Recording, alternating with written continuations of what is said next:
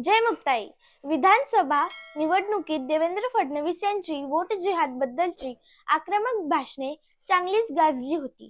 तर त्यांनी नुकतेच शिर्डी येथे सुरू असलेल्या भारतीय जनता पार्टीच्या राज्यस्तरीय अधिवेशनात बांगलादेशी व इतर अनधिकृत मतदान वाढी संदर्भात मोठे विधान केलं असून त्यांनी बोलताना वोट जिहाद बद्दल चिंता व्यक्त करताना वोट जिहादचा पार्ट 2 सुरू झाल्याचा दावा केला असून घुसखोरांना बाहेर काढण्याचे आवाहन केले आहे। पहा ते काय म्हणाले। या निवडणुकीमध्ये आपण पूर्णपणे पराभूत केलं, पण त्यांना जरी आपण निवडणुकीत पराभूत केलं असलं तरी त्यांच्या कारवाया थांबलेल्या नाही आहेत। आपल्या समोर आव्हान आहे। आपण आताच बघितलं कशा प्रकारे बांगलादेशी घुसखोर या ठिकाणी आपल्याला अलीकडच्या काळात सापडतायत आणि केवळ सापडत नाही आहेत तर ते कागदपत्र बनवून मतदार याद्यांमध्ये या ठिकाणी घुसतायत।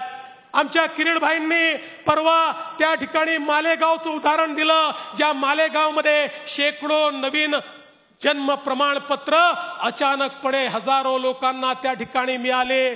मालेगाव असेल, इकडे अमरावतीचं अंजनगाव असेल, अचानक त्या ठिकाणी एकेका गावामध्ये 100 लोकांना जन्माचं प्रमाणपत्र मिळत आहे। 50 वर्षाचे 60 वर्षाचे लोक अचानक आपल्या जन्माचं प्रमाणपत्र काढतायत। वोट जिहादचा पार्ट 2 सुरू झालेला आहे। हे सगळे घुसखोर आहेत। या घुसखोरांना बाहेर काढण्याचं आव्हान हे आता आपल्या समोर आहे। या देशामध्ये एकही घुसखोर या महाराष्ट्रामध्ये आपल्याला त्या ठिकाणी राहू देता कामा नये।